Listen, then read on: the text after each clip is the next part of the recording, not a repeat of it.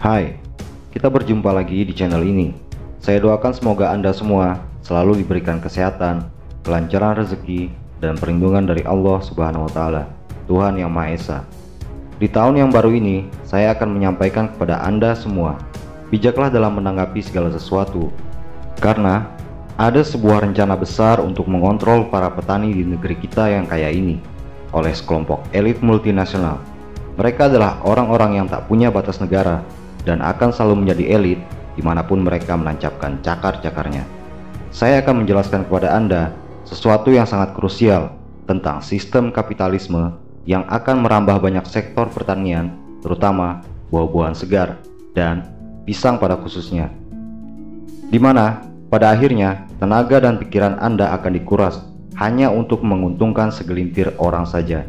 Mereka adalah orang-orang yang akan mengontrol segala aspek dalam bidang pertanian seperti market system, tata kelola kebun, dan lain-lain. Hal inilah yang menyebabkan banyak pemiskinan di negara-negara kaya yang akan sumber daya alam. Negara-negara yang memiliki tanah yang subur dan sumber daya manusia yang sebenarnya cukup mumpuni. Sistem ini akan membuat Anda menjadi budak di tanah Anda sendiri tanpa Anda sadari. Khusus untuk pembahasan kali ini, kita akan membahas 3 poin penting yang akan merubah pola pikir dan cara pandang Anda tentang dunia pertanian yang dibungkus dengan sistem kapitalisme. 3 poin itu adalah akar historis, bagaimana sistem ini bekerja dan memperbudak Anda, dan jalan keluar atau solusi konkret untuk menghindari bahkan terlepas dari penjajahan gaya baru ini yang akan membuka cakrawala intelijen dalam diri Anda. Satu kata kunci yang saya gunakan dalam video ini adalah riset, dan saya akan memaparkan kepada Anda sesederhana mungkin agar video ini lebih mudah untuk dipahami. Mari kita mulai. Selamat datang kembali di Munandar TV.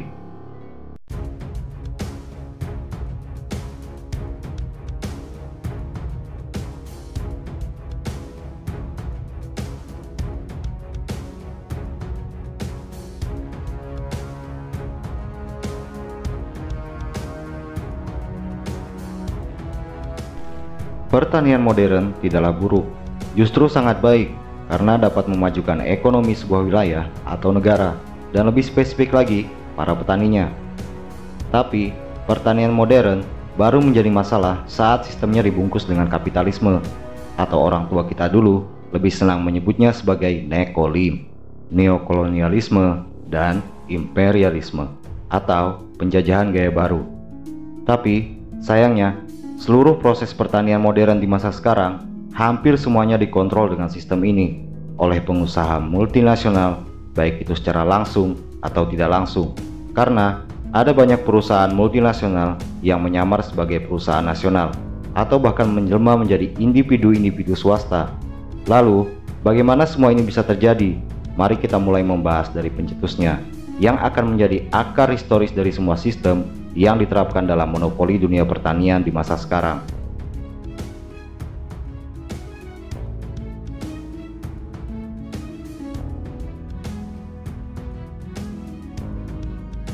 Semua berawal dari berdirinya sebuah perusahaan bernama United Fruit Company.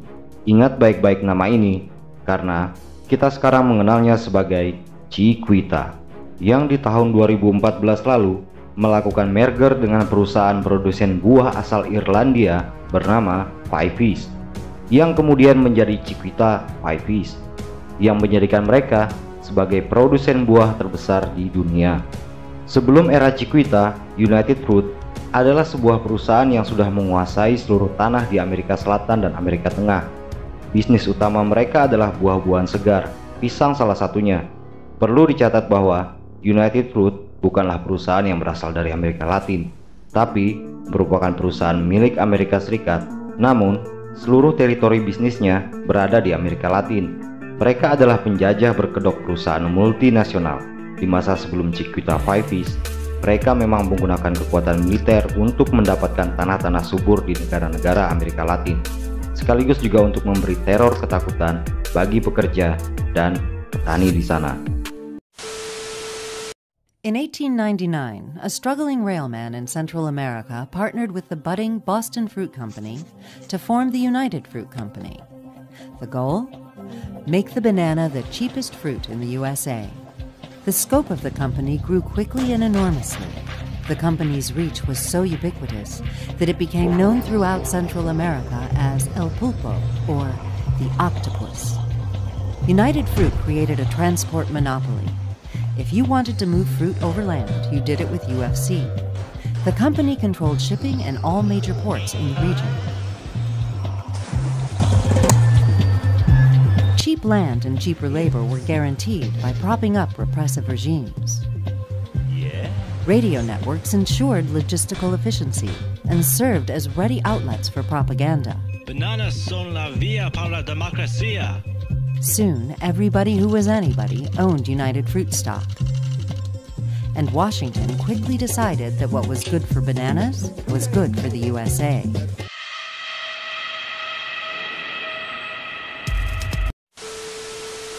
Consider that a banana gets shipped thousands of miles, goes bad really fast. How is it possible that a banana can be so cheap? Well, you got to control the things you can control, which are labor and land. And so when the banana industry started, an essential part of their business model was to make sure that they didn't pay anything basically for workers, and they didn't pay anything for land. How did they do that? Military force. So over and over again, the banana companies took over countries, Guatemala, Honduras, Nicaragua, Colombia, all over Latin America, in order to make sure their business model of cheap bananas was preserved. And this led to insane, horrible amounts of bloodshed, genocide, and the birth of the term Banana Republic, which meant a country that wasn't controlled by its native people, but by American Banana Company. Di masa sekarang, penjajahan itu bukan lagi dengan senjata, tapi telah berubah menjadi sistem utuh bernama perusahaan multinasional dan kapitalisme. Agar bisa lebih menguatkan dominasi mereka di Amerika Tengah, di tahun 1926, United Fruit menggandeng sebuah perusahaan penyedia jasa ekspor-impor hasil bumi yang juga berasal dari Amerika Serikat, yaitu Vaquero Bros Company. Tujuannya agar perusahaan milik Vaquero Brother ini mau menjadi partner bisnis, atau lebih tepatnya perusahaan bayangan dari United Fruit. Kesepakatan pun berjalan sempurna. Vaquero Bros Company pun setuju untuk mengganti nama perusahaan mereka menjadi Standard Fruit. Ingat baik-baik nama ini, karena sekarang kita mengenalnya sebagai Dole Food Company. Pada awal masa kerjasama kedua perusahaan ini, Standard Fruit hanya menjadi eksportir untuk hasil perkebunan dari United Fruit, khususnya yang bertujuan untuk diekspor ke negara Amerika Serikat. Di kemudian hari, kerjasama kedua perusahaan ini pun semakin berkembang, sehingga Standard Fruit yang awalnya hanya menangani bagian transportasi laut, juga diberi kuasa oleh United Fruit untuk mengelola tanah-tanah hasil jajahannya di Amerika Tengah. Perkebunan pertama Standard Fruit terletak di Honduras. Ini merupakan cikal bakal sejarah dari brand Dole yang kita kenal hingga saat ini, yang produknya didominasi oleh pisang dan nanas. Pengelolaan perkebunan oleh Standard Fruit ini dilaksanakan dengan sistem bagi hasil antara kedua perusahaan. Masih di medio yang sama, United Fruit semakin melebarkan ambisinya. Kali ini targetnya adalah Amerika Selatan. Strateginya dengan melakukan kerjasama dengan sebuah perusahaan produsen sayuran segar yang juga berasal dari Amerika Serikat, yang bernama Del Monte, yang lebih dulu eksis di Amerika Selatan. Hanya saja, sebelum menjalin kerjasama dengan United Fruit, Del Monte hanya memproduksi sayur-sayuran segar dan juga hasil olahan pertanian lainnya seperti kecap, saus, tepung, dan lain-lain. Di tahun 1930, kedua perusahaan resmi menjalin kerjasama, tapi bukan merger. Ini hanya kerjasama antara keduanya, dan tujuan bisnis United Fruit akhirnya pun tercapai. Dengan bantuan dari Del Monte, mereka menjadi sangat mudah menguasai tanah-tanah subur di negara-negara seperti Brazil, Chile, Ekuador, Venezuela, dan lain-lain. Del Monte pun di kemudian hari menerapkan pola bisnis yang sama dengan United Fruit, sehingga menghasilkan brand yang kita kenal hingga saat sekarang, dan tetap mempertahankan pola bisnis mereka, sehingga kesannya memang produk Del Monte ini lebih banyak variasinya. Walaupun beberapa waktu ini Del Monte terlihat sedikit mengalami masalah finansial, tapi sebenarnya itu hanya strategi bisnis untuk membuat kita tertipu. Kita akan membahas lebih detail tentang Del Monte ini nanti.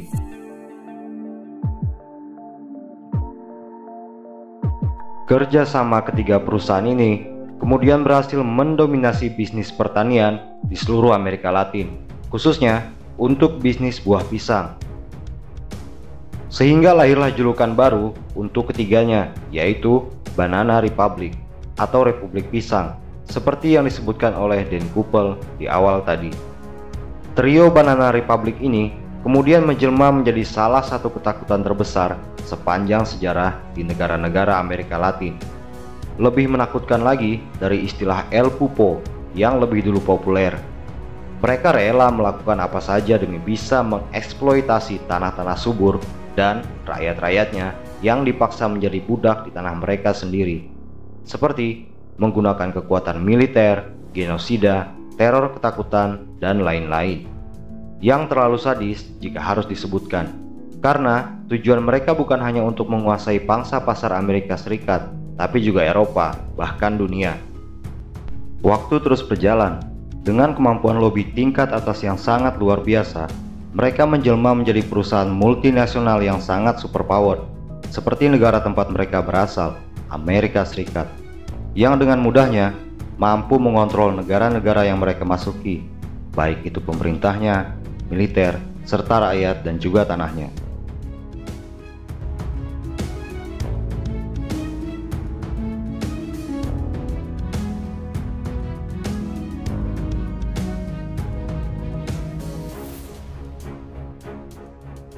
Apa relevansinya dengan Indonesia jika kita membahas Banana Republic? Jawabannya tentu sangat relevan, karena sistem yang mereka terapkan perlahan-lahan mulai menyusup ke dalam negara yang kita cintai ini. Apa buktinya? Mari kita lanjutkan investigasi ini. Trio Banana Republic sudah sepenuhnya bertransformasi. Cara mereka mengeksploitasi sebuah negara tidak perlu menggunakan kekuatan militer seperti dulu, tapi cukup dengan sebuah sistem yang ujung-ujungnya pasti akan menghasilkan profit untuk mereka. Hal ini ditandai dengan pergantian nama dari masing-masing perusahaan. United Fruit berganti nama menjadi Chiquita di tahun 1970, dan setelah merger dengan Five Fish di tahun 2014 menjadi Chiquita Five Fish, yang menjadikan mereka perusahaan multinasional produsen buah terbesar di dunia. Standard Fruit antara tahun 1964 dan 1968 diakuisisi oleh Castle & Cookie Corporation, yang juga diakuisisi oleh James Dole Hawaiian Pineapple Company atau HAPCO di waktu yang hampir bersamaan. Dan di tahun 1991, Castle & Cookie diganti namanya menjadi Dole Food Company. Berikutnya ada Del Monte, yang satu ini juga berganti nama, tapi dengan strategi yang sangat unik, yaitu pura-pura bangkrut, sehingga membuat mereka dengan mudah menyamar menjadi perusahaan-perusahaan yang seolah-olah dimiliki oleh nasional, dengan jurus jitu bernama akuisisi. Nama-namanya seolah seperti berbau perusahaan nasional. Sebagai contoh, di Meksiko bernama Colimon Brand, di Ekuador bernama Derby International Brand, di Kolombia bernama Uniban, di Filipina dengan nama Del Monte Pacific Limited. Khusus di Filipina, ini adalah titik sentral mereka, makanya perubahan namanya tidak terlalu signifikan.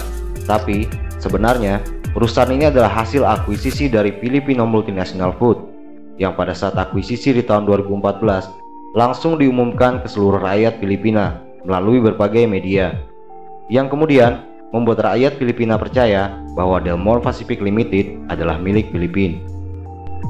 Hal ini juga memicu penanaman besar-besaran pisang oleh rakyat Filipina yang dikontrol oleh Del Monte, sehingga dalam waktu singkat bisa menjadikan Filipina sebagai negara penghasil pisang terbesar kedua di dunia. Tapi nasib petani dan pekerjanya bukannya justru membaik, tapi semakin memburuk karena penerapan sistem kontrak yang justru menindas petani. Penerapan kontrak ini sendiri kebanyakan dilakukan oleh anak-anak perusahaan dari Del Monte. Hal ini sudah pernah saya bahas di video sebelumnya. Di Indonesia, saya rasa para sahabat sudah tahu Del Monte ini menjelma menjadi perusahaan apa, karena hal ini juga sudah pernah saya singgung di video sebelumnya, dalam video yang berjudul Pisang Cavendish Indonesia, jenis-jenis pisang Cavendish. Linknya ada di deskripsi video ini. Dan bagaimana sistem ini mereka terapkan? Kita akan ambil contoh di Asia Selatan, lebih tepatnya di India, yang menjadi negara penghasil pisang terbesar nomor 1 di dunia. Hampir seluruh hasil pisang dari India, terutama pisang Cavendish, ditujukan untuk tujuan ekspor, dan khusus untuk bagian ekspor, biasanya ditangani oleh perusahaan shipping dari Cina. Yang paling dominan adalah Fulci Supply Chain Corporation dan Wingspeed Shipping Corporation. Kedua perusahaan Cina ini biasanya membeli pisang Cavendish India dari eksportir-eksportir lokal yang banyak tersebar di India, baik itu yang beroperasi secara ilegal maupun resmi. Oleh Fulci dan Wingspeed, pisang-pisang ini kemudian dijual ke produsen Dole yang beroperasi di Cina, yang sejak Juli 2020 menjadi semakin kuat karena sudah menjalin kerjasama dengan perusahaan multinasional lainnya bernama Zespri. Perusahaan asal Selandia Baru yang sahamnya banyak dipegang oleh konglomerat asal Cina. Rata-rata pisang yang dibeli oleh Dole dan Zespri ini tidak didistribusikan ke Cina, tapi akan dijual lagi kepada sang bos besar di Eropa bernama Chiquita Five Fish, yang sudah semakin dominan di dua benua, yaitu Eropa dan Amerika. Selanjutnya, pisang-pisang ini akan dipasarkan ke wilayah-wilayah di Eropa Timur. Banyaknya perpindahan tangan distribusi menjadikan harga pisang di level petani di India menjadi sangat murah. Itulah sebabnya petani di India tidak terlanjur menjaga kualitas buah mereka. Nyaris tidak ada pisang yang dibungkus atau diberongsong di sana. Proses panen pun dilakukan apa adanya. Semuanya dilakukan untuk menekan biaya produksi. Bahkan, tak jarang petani di sana banyak yang merugi karena harga jual yang sangat murah, sehingga menyebabkan terjadinya minus pendapatan, terutama saat buah pisang sedang melimpah. Itulah kelihayan para multinasionalis. Mereka sangat pandai merekayasa pasar.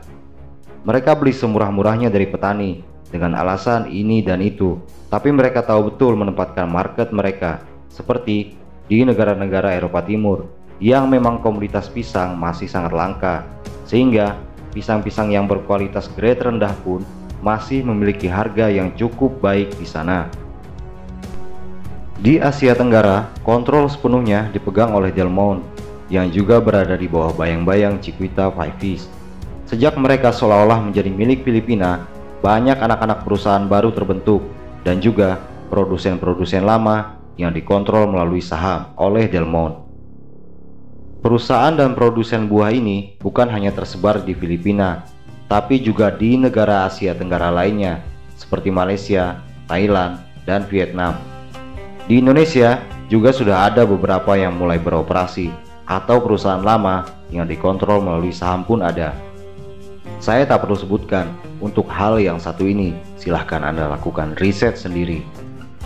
Hanya saja untuk masalah praktek yang diterapkan mungkin sedikit berbeda, karena buah pisang, terutama jenis Cavendish yang dihasilkan, biasanya memiliki grade yang lebih baik. Tapi hal ini tak semerta-merta mensejahterakan petani atau pekerja, karena di mana ada kualitas yang baik, di situ ada biaya produksi yang juga tinggi. Dan kebanyakan biaya produksi dan harga beli diatur oleh perusahaan dengan sistem kontrak.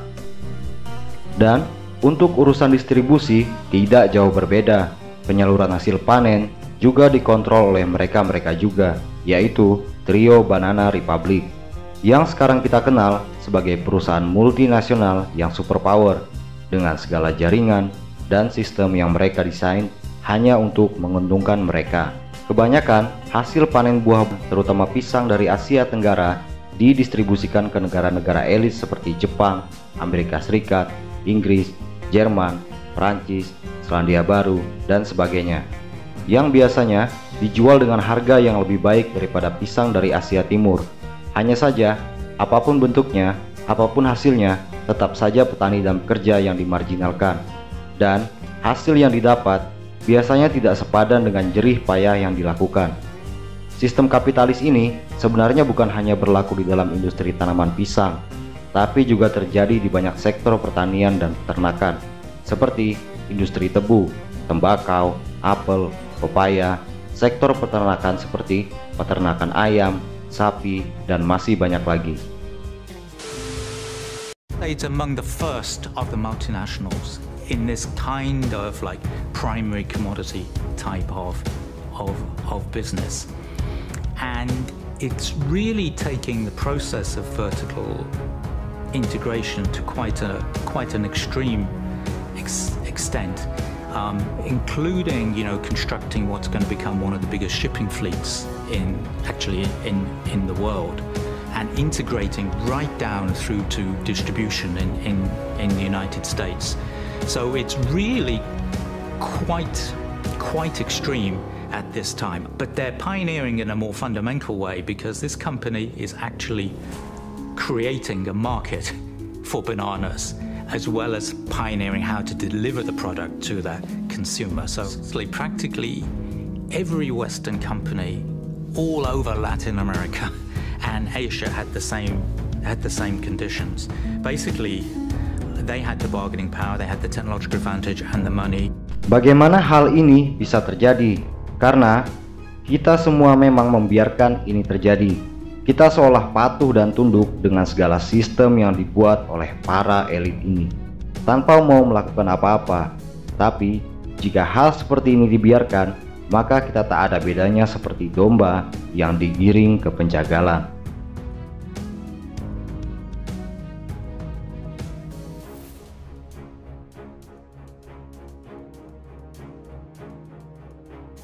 Eat a banana called the Cavendish. It is a genetic twin of every other Cavendish. They're clones. So what makes one Cavendish sick makes other Cavendish sick. Now, if that was the only banana in the world, maybe we could say, well, this is an important crop, we need it, it's worth whatever horrible things we do. There are actually 1,000 other bananas in the world, but the banana business model does not allow diversity. Model bisnis yang diterapkan dalam industri budidaya pisang tak ada yang menjunjung tinggi keanekaragaman varietas. Semua praktek yang dilakukan menggunakan sistem monokultur, yang artinya hanya ada satu varietas atau kultivar dalam jutaan hektar kebun pisang di dunia, yaitu Cavendish. Yang juga berarti seluruh sistem distribusi pisang Cavendish di dunia dikontrol oleh satu sistem yang sama. Sebagai tambahan informasi, hingga hari ini Cavendish masih menguasai hingga 99% bisnis pisang di dunia. Ini adalah sebuah kelemahan yang seharusnya bisa dimanfaatkan oleh negara kita yang kaya ini, yang memiliki berbagai keanekaragaman varietas buah pisang dan komoditas pangan lainnya. Dalam hal ini, sudah seharusnya orang-orang dari pemerintahan dan wakil rakyat, baik itu yang ada di pusat maupun di daerah, mulai peduli dengan hal-hal seperti ini, agar rakyat Indonesia tidak menjadi seperti kacung di tanah mereka sendiri. Ini adalah saatnya semua pihak untuk saling bersatu padu antara para pejabat negara, dinas pertanian, dan juga rakyat, khususnya para petani, saling membentuk kekuatan untuk merdeka dari sistem ini, kalau kita semua mau peduli. Terus nanti pasti ada yang berkata, ah, ngomong sih gampang, tapi giliran praktek pasti nggak bisa. Orang-orang seperti ini adalah orang-orang yang matanya tertutup, mungkin karena kebanyakan main TikTok atau apa, yang tak pernah tahu dan peduli dengan perkembangan negeri ini. Hal seperti yang saya sebutkan di atas sebenarnya sudah dipraktekkan di Indonesia, di antaranya di Kabupaten Lumajang, Jawa Timur, dan Kabupaten Kutai Timur, Kalimantan Timur.